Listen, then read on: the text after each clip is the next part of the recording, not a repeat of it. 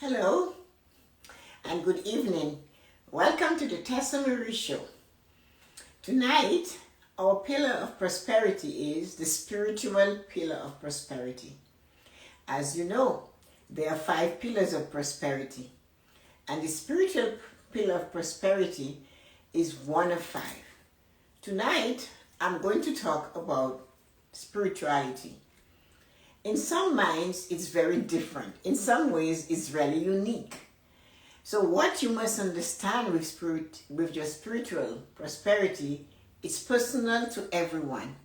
No two people are having the same spiritual experience, even if they're in the same energy space, the same physical space, the same continent, the same time zone. Each of us are experiencing our spiritual health in a different way.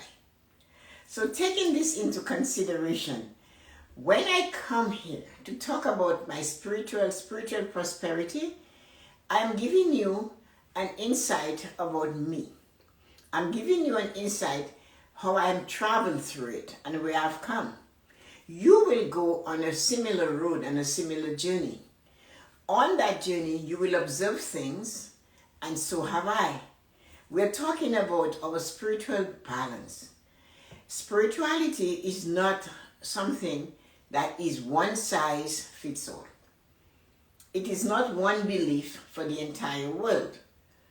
It's something that is deep within us. We hear in spiritual conversation many times, people talk about heaven.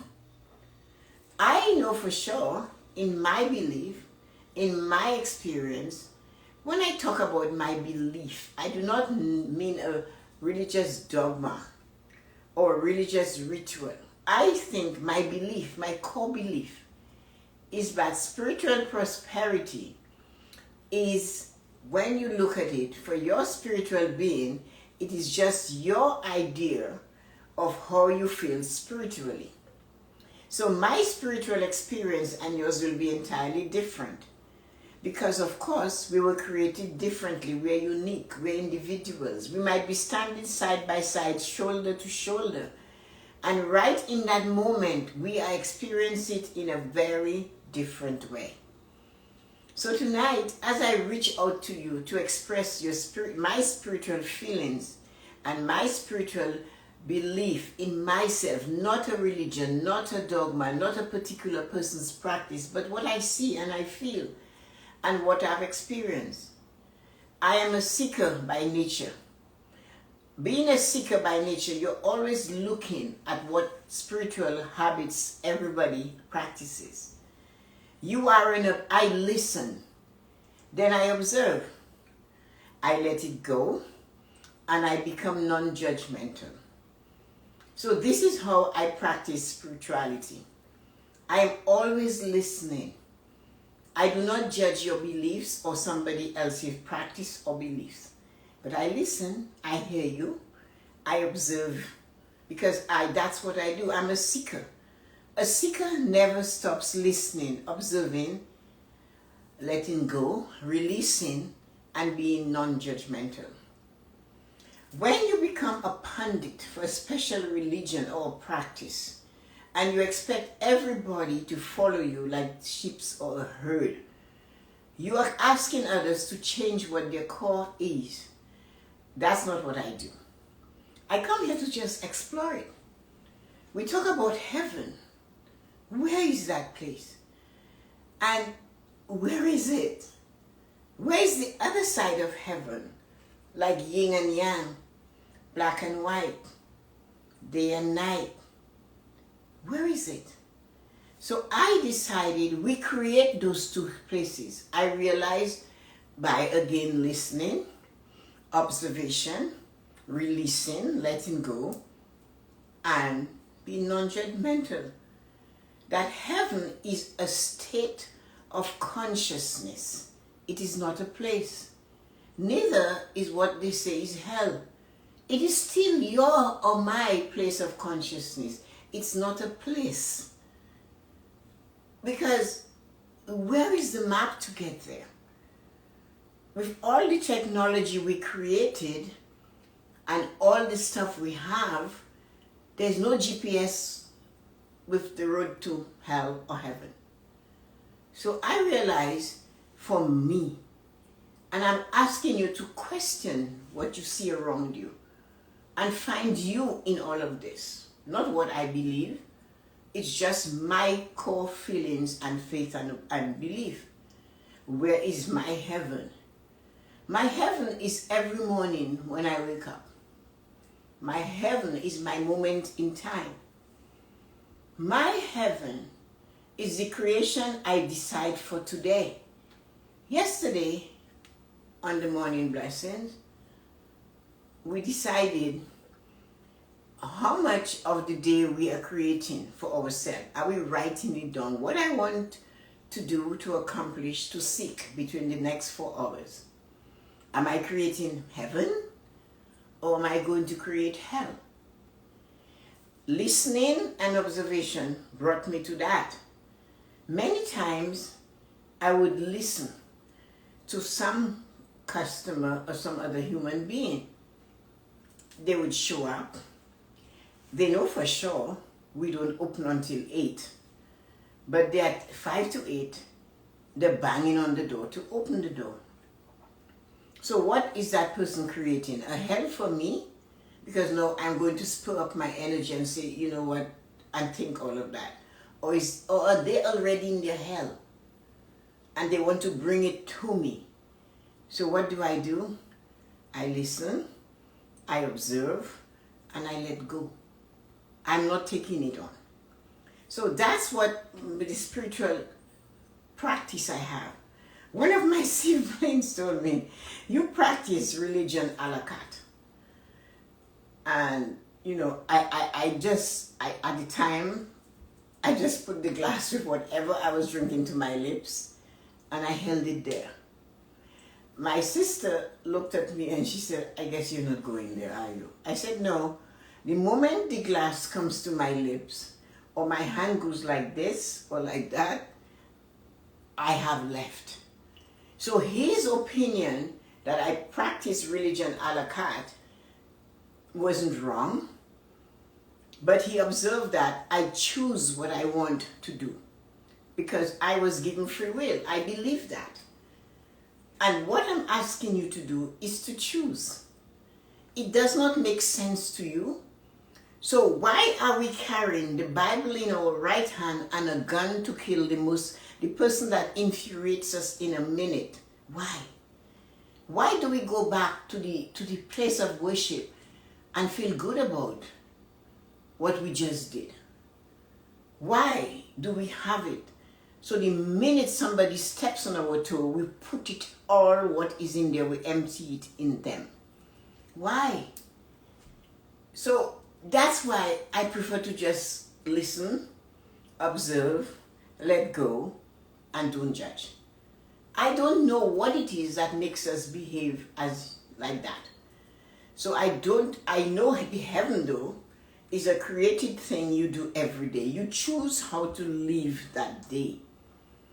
You choose that decision from the moment you wake up this morning. I know for sure from experiences I have had that there are people who leave their home in the morning and their duty would be to come and just really make our day miserable. They were creating an intensity over 25 cents. And it got to the point that it was so bad. So especially like a month of July and August, those months with 31 days, they had a regular term deposit guaranteed investment certificate, and the word said 30 days. But those months carried 31 days. And they would have made a list of calculation from the 1st of the month to the 31st of the month with the interest rates they were prepared for. And they showed up like clockwork. Clockwork for 25 cents. And when I took that job, I realized we were spending hours filling out a debit or 66, what they call a trash account, to get 25 cents to give him. The next one come back, another 25 cents, and all this paper. So I decided, We know tomorrow is the 31st. So why don't we just do this thing now? So I would get somebody to create, because we knew them. They were the same troublemakers every 31st. They wanted 25 cents. So I would get the receptionist to line up 25 cents times 30 people. And as they come, okay, Mr. Smith, okay, Mr. John, and they would take it and they'd go away. If she forgot and she did not have it ready, you could hear them from the inner sanctum of the branch. They were screaming, "You are stealing my 25 cents." So that was the hell. And it's one day, you know me, when I want to learn something, I jump in, I look at it, I take it, I sit back, I listen. But then there's a day I say, I need to get to the root of this nonsense. So I took the paper from this Mr. Smith, this long, and I said, "Mr. Smith, when did you do that?" He said, "Last month." I said, "But didn't you do it last month?" "No, last night." "And didn't you do it last month?" He said, "Yes, but I threw it away." So I said, "How long does it take you to do that?" He says, "A couple of hours." So at the rate of salary of these employees, it will be costing my branch, my profit, my bonus, my right to hire somebody else, thousands of dollars over the year. So it was much cheaper to either we took it from our wallet if we forgot him and give him the 25 cents and send him on his merry way than deal with that anger. That was his hell. He came ready for a fight. He came ready to fight. So how do we do that? You listen, you observe, you let it go, and you don't judge. Because nobody knows what causes us to behave that way. No one understands what we do to create these hells that we experience, or the heaven that we experience, or the joy in the heaven. So this is one of the reasons why your spiritual practice is unique to you. You cannot take it and put it together with your brother or your sister. They have their own experiences, although they were raised under the same practices in the house. Same house, they were created from the same two people, but each of us have to develop our own spiritual journey. We choose where heaven is. Heaven is a nameless place that said it's okay to kill because I've forgiven you. So I kill on Tuesday, I show up on church on Sunday, and I'm okay, I'm all right. Do we judge that person? No, because that was their vision of their version of spirituality. So that's why we need to all feel it differently. You can get your spiritual balance by doing stuff, being kind, letting go of others' feelings. Do not judge them. Do not expect them to be like you. Do not expect them to behave in the way you behave. Do not expect them to eat what you eat, to drink what you drink, to believe what you believe, that some of us are lesser than others and some of us are greater than others. And the Desirata tells us so. It tells us there'll always be people that are greater and lesser than us. So it's not that we do not have the information to help us to live a balanced, spiritual, prosperous life. We do. But in the muddle of taking everything up, we forget to choose. We forget to realize we can listen, observe, let go, and do not judge. Accept each and every one of us for what we create for ourselves. Letting go. So your spiritual belief and my spiritual belief, my spiritual religion and yours is not the same. Now, I knew why my brother said it was a la carte, because I am curious. And Hinduism doesn't really have a lot, but there's papers that you can read. You have the Torah, you have the Quran, you have the Bible in several different versions. And that is an interesting book, this Bible. On one page, it tells you it's an eye for an eye. You flip over to the New Testament, and it tells you should turn the other cheek. And then you should forgive 70 times 70. And then the other one tells you your right hand scratches you cut it off. So which side do you choose? The Old Testament where you had to pay for what you did that was wrong, or the New Testament that tells you you have the ability to let go. So many of us forget the Old Testament is a precursor to the New Testament. It didn't all begin with the birth of Jesus. It began a long time ago. And it trailed through all these roads and it ended up with this person. But so often we take what he said and we twist it to fit ourselves at the moment. When it's important to tithe, we tell people to tithe. And if you do, you will get. So we believe that we are going to not pay our bills and not do this, but give our 10% because our minister said, if I give you that, if you give me that 10%, God is going to bless you. But God is only going to bless you if you take action. You can give the 10%, but you better find something else to do to give you 10% to pay the bill you need to pay 10% to. So we never get all of the facts from whoever teaches us. We constantly have to go digging for gold ourselves. Nobody is always going to give you the truth according to how it should be. They give it to you how they see it. So in your spiritual belief, you have to seek. You have to wonder. You have to calculate. You have to look for silence. You need to be a wanderer of mind.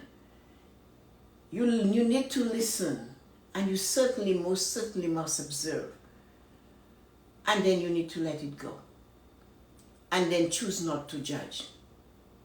Because there's an African thing where when a person is born, that's when they cry. Right? They cry at the birth. And they dance at the death.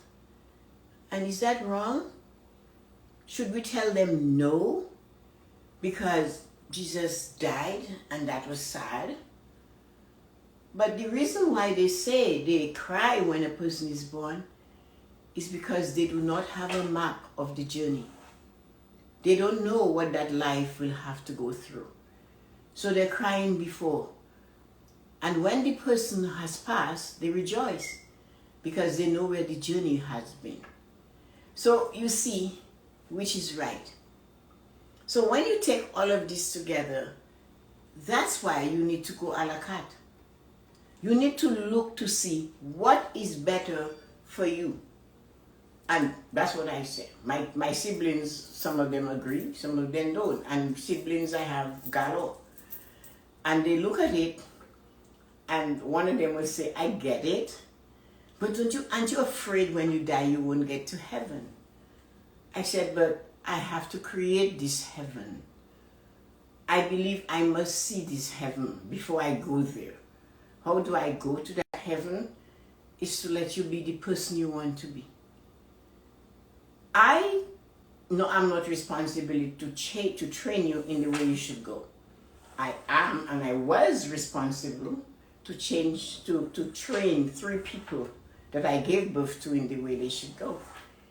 But then there comes a time I had to let them go and make their choices and decisions themselves. And while they were doing that, I could only listen, observe, let go, and be non-judgmental. Maybe I can hope that the cream rise to the top. Meaning that what I believe was best for them and what I taught them will surpass everything else. And that is what we can do. And that's what I felt I could do for them. That's all I could do. I had them from birth, and I made sure they were brought up to believe in some religious order. And then when they turned 18, I let it go.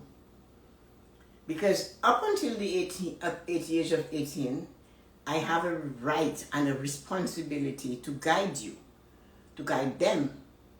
But after that, everything else is advice. But they will only take the advice based on the teachings and the care that I gave them.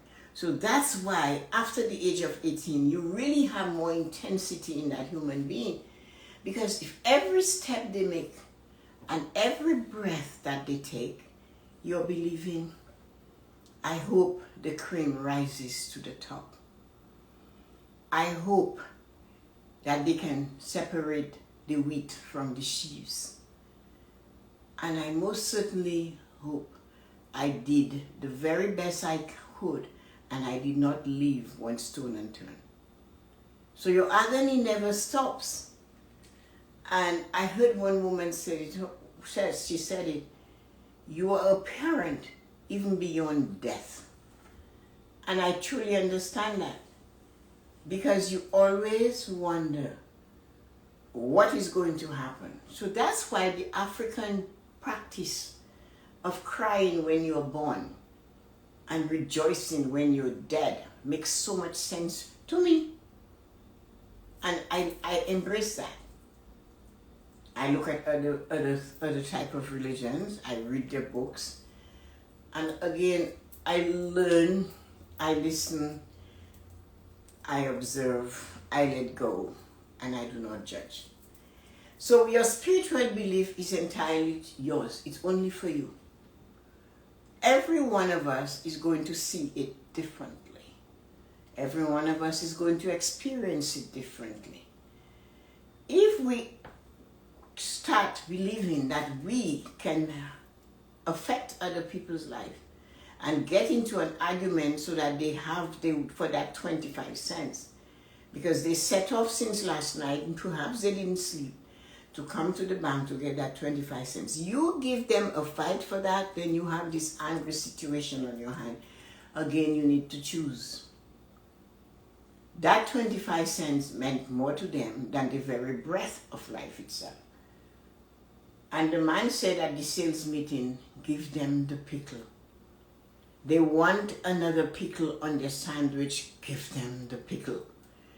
It's so much easier to let it go than to say, no, you cannot have it. The minute you give them that pickle, they're going to go. That's what they came for. So what are you doing with your spiritual health? Are you going to make yourself hell on earth over a pickle? Over 25 cents?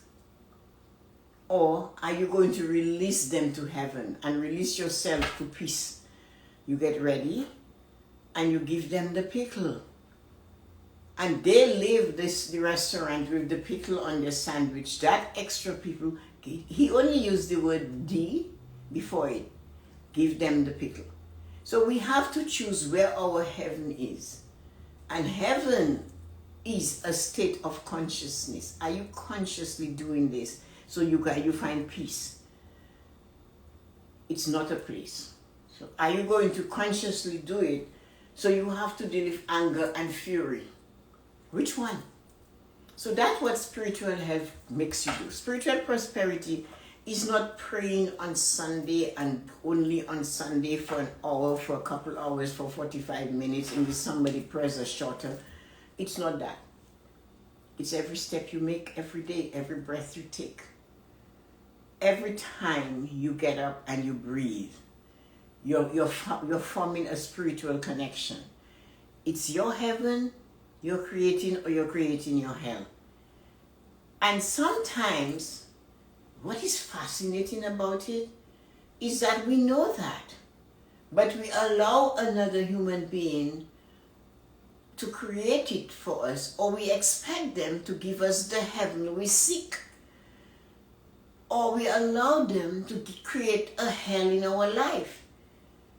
Is that free will? Because all of those books that I read, man, they said you have free will. You can choose. So if I'm choosing, why am I allowing you to create a hell for me? And why am I choosing not to create my heaven? It's a state of consciousness. Consciousness is being in the moment. So what that tells me is that being spiritual is every moment in time. It's not for Sunday morning. It's not for Saturday all day either. It's not hitting the pavement and tapping on my door, or seeing me cleaning my lawn, weeding my lawn, or watering my grass to tell me, hey, I come to talk to you to save your soul. No, that is not spirituality. Why didn't you take the hose from me and say, Madam, I will wet your lawn for you? I observed my mother in action. This man came knocking on the weekend. There was no helpers in the house. So he walked, and our house was on the main road. You had to walk down the gate to come to another gate, and then the dogs are barking. And the man had the audacity to say, Madam, could you hold the dogs? And she's, oh no, hold. Could you call the dogs? And you don't say that in a house with 9 children. Somebody's going to call the dogs for you. So my brothers called the dogs. But that's not what the man wanted. He wanted to talk to my mom. So my mom made him pull the dogs away, really. And the man opened the other gate, the smaller gate, walked up the step to where the kitchen was. And he said to my mother, I come to talk to you today about saving your soul. My mother, being all 5'2" of her, said, you know what? I have no helpers today. I am doing dishes. You have a choice. You can talk to me, but you can either wash the dishes or you can dry them. And I watched her, and she stayed like this. And I said, well, let's see where this is going. This is like what they call a cockfight. He said to my mother, well, Mom, I'll come back another day when you're less busy. She said, you just do that. And she said to me, why shout at him? She said, he believes in what he's doing. I have decided I have a choice. I do not have to listen to him. So I chose the path of least resistance this time. I gave him a choice. You come to my house. I have to hold my dogs. And there you are. You want to stop me from doing what I am planning to do. And you want me to spend the time listening to you, trying to save my soul. So I said, you can help me and I will listen. But obviously he had no intention of doing the dishes or drying them. So when this woman stopped me on the lawn, lesson learned, and that's me. I have an elephant memory. I said to the little lady, listen to me. I have to do this lawn. You have a choice. You want to help me with the lawn and you can talk? No, but I just want you to save your soul. So I had a medallion of Mary on my chest. I said, you see this? I know you think the Pope is the devil and she has no worth, but you worship her son. So since we know all of that, you know that, I know you believe he's the devil. Mary has no value, but somehow, some way, the God you worship, according to what you read, he didn't come from a tree. He passed through her. So we can choose to argue, but I don't have the time, so have a nice day. And he walked away. So you have to choose your battles. And spirituality is not a battle to choose. That is one you have to observe, listen, let go, and do not judge. You just state your case. No, I know how you feel and I don't need you to tell me this again. So if we want to hear more about this, my spiritual Thursday night class is going to be difficult because I have a really different take on it. According to the siblings, not all of them, just half. Tessa-Marie takes religion a la carte. So sending you light and joy. I hope I stimulate you. I gave you something to think about. And I hope you had something to say. So I must be happy and grateful for each and every one of you who dropped by tonight. It is important to spend a minute, and you took your time to do that. You chose. You had free will. So were you practicing spiritual? Of course you were. You're being a free spirit. You chose to press the button. No harm done. It's not meant to pong it in your head. It's just to tease you and to get you to think and say, wow, I need to think a little bit stronger. So maybe if you decide to fight or have an argument with your brother or sister or neighbor or friend about a religious dogma, let it go. Listen, observe, let it go, and do not judge. Have a wonderful